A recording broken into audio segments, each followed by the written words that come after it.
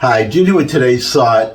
First order of business today is to shout out a big, super big thank you. I just got my 700th subscriber. I really appreciate all of you who have subscribed, and I just wanted to say thanks.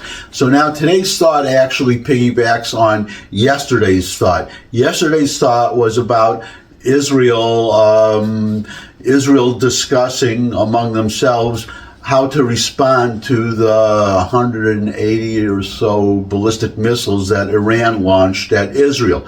They discussed several options. I went through them yesterday. I'm not going to go through them all again today. Just want to piggyback on one comment I made, which was that the headline of the article I read said that Israel is considering its options how to respond in consultation with the United States, or would coordinate with the United States, and words to that effect. And I said at the time, only yesterday, I hope that means a true consultation and not an attempt to hamstring Israel, to restrict them from responding in the way the ones who were hit with all these missiles. Well, they weren't hit with the missiles. They managed to shoot them down, almost all of them, but at whom the missiles were aimed. And that I was hoping that this administration would not try to limit how they respond. They're the ones who were hit. And sure enough, today, just one day after, here's the headline. Biden says he opposes Israel destroying Iran's nuclear weapons sites as tensions grow. Answer is no. So that's what I'm talking about. Now, how far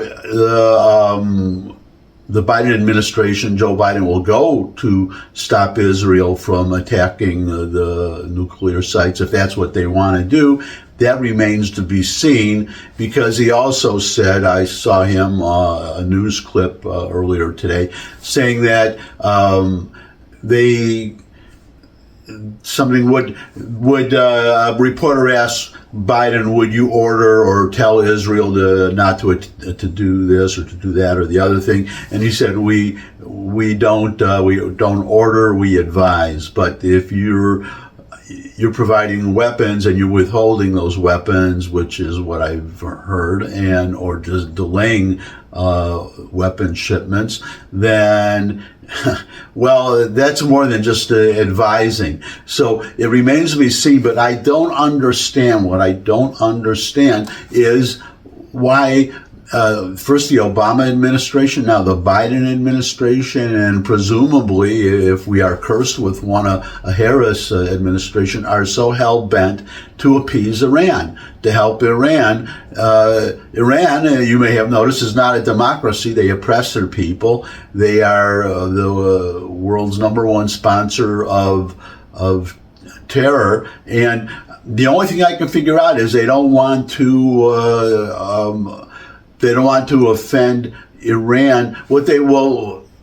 Whom they don't want to offend is the Arab vote, the Muslim vote in the United States, which is ironic because I saw an article today, or I heard a news report today, that Trump is leading among Arabs, which is really, it's having the opposite effect, or it's not having any effect at all. And one of the speculation was that, like the rest of us, the Arabs are not one-issue voters, number one. Number two, they are not Iranians. Iranians are Persians, by the way. They are Persians. They're not even, they're Muslims, but they're Persians. They're not Arabs. But Americans, Arabs are Americans, or Arab Americans. They're not just Arabs, they're Arab Americans. And they have, as this person was speculating, that as a reason why Trump is getting the support, because the Arab Americans are affected by inflation, by the screw-ups of this administration, as much as all of the rest of us. And a lot of them, well, as I've mentioned in the past, I'm a semi-retired real estate broker. I live in Tennessee now, but I still have my New York license. I consult with people there. But when I was active in New York, living in New York, I had a lot of Arab customers, and never a hint of anti-Semitism. They were actually one of these Arab customers became a close friend. And when it turned out that we were both, well, I was born in Detroit. He was, when he immigrated at the age of 9, it was from Yemen. It was Detroit, to which he went, and so it turns out we met in New York, and he turned out, we learned from the same city. The point I'm making, though, is this is a guy, he's what you would call the millionaire next door, which he came from nothing, immigrated to this country, at 9 years old, and became a multimillionaire and owned several businesses, delis, restaurants, quick serve restaurants. A lot, very successful, and he is like a lot of Arabs, a lot of Arab Americans. They're business owners. They are entrepreneurs. They're very entrepreneurial, and they are affected by the policies of this administration too. And so that's my speculation. But anyways, getting back, I digress as I often do, but getting back to the main subject, I don't understand. There are other problems there are threats from Iran that threaten Israel, but the nuclear threat, the threat of Iran becoming a nuclear power is of having the bomb. That threat is unique in that it affects us. Who wants an Iranian nuke going off in the United States? And says, I don't understand why we would want to put any restraint on Israel to stop them from going after after the nuclear program in Iran. Do these people not understand that we are threatened just as much? It's really I just have to say that number one, I think they hate, they have that's a large part of their base. It's not just, never mind the Arabs. You have Americans who are, people who are natural born Americans who are not descended from Arabs is what I mean. And they are out there supporting Hamas and supporting Iran, and they form a large part of the Democratic Party, I'm sad to say. And we have a very craven, corrupt, as somebody said, I believe it was a gentleman named Matt Walsh, said the Democratic Party is a criminal organization masquerading as a political party. And I'm increasingly coming to believe that, because I don't know what explains their conduct except for a quest to have absolute power.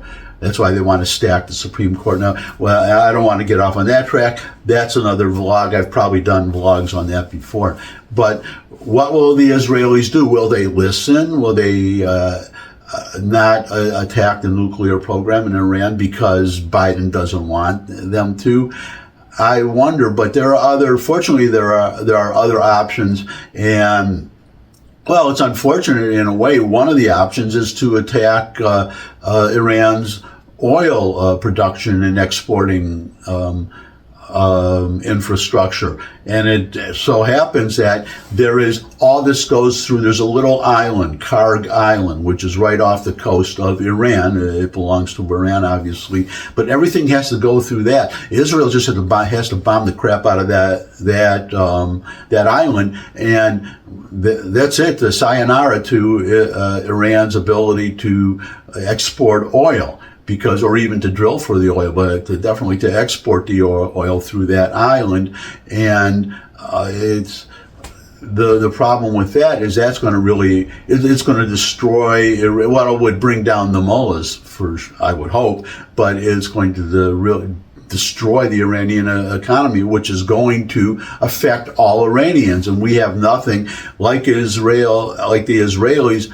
we have nothing against the Iranian people. It's the mullahs, whereas attacking the nuclear program affects the mullahs, but does not affect the Iranian people. So I don't, the logic, if you're a logical thinking person who loves America and supports Israel, but whether you support Israel or not, it makes no sense what they're doing. And I really don't, I just can't get my head around it. So I guess one suggestion I would have for the Israelis is, okay, don't destroy the nuclear program.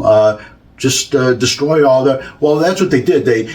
When Iran, you remember a couple months ago, whatever, they sent about 300 drones and rockets and things at Israel. Israel responded. They were very restrained, again, because the Biden administration said, don't. They say don't to the Iranians, and the Iranians do it anyhow. But they say don't to the Israelis, and the Israelis, unfortunately, at least the last time, they accommodated them, Biden, and they just sent rocket. They destroyed one anti-missile radar installation unit that protects they attacked one that was right next to one of the nuclear sites in Iran and destroyed it. And it was to demonstrate that the Israelis have the power to.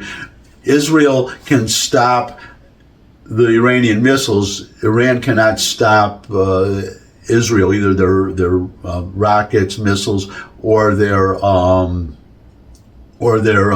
planes, their stealth aircraft. Excuse me. So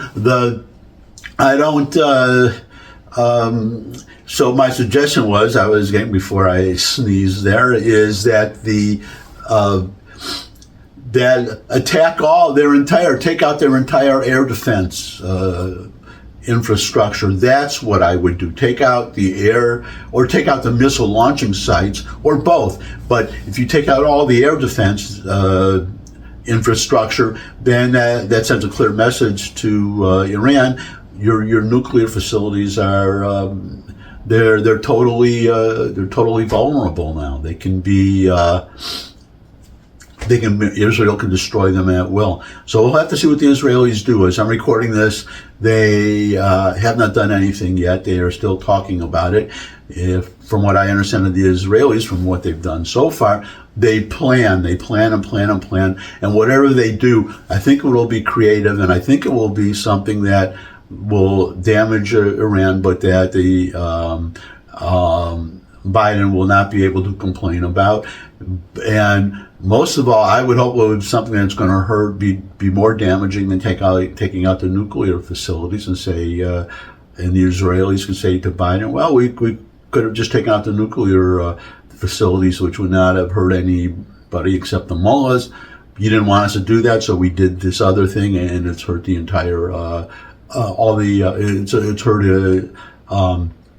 innocent Iranians. So there you go. Thanks for stopping by. If you could subscribe, that would really be great. Comments always welcome. That's the other thing I want to say a big thank you for, is that I'm starting to get comments, more and more comments, and that's what I really like. Whether you agree with me or not, it's nice to hear from all of you, to know that you're all out there, and I want to hear what you think as much as I want to share with you what I think. Anyways, that's it for today. As I said, if you could subscribe, I've got 700 now. I could use a lot more. Share this video with anyone you think would benefit from it, but most of all, come back and see me again. I would love to see all of you again, and until I do see all of you again, bye.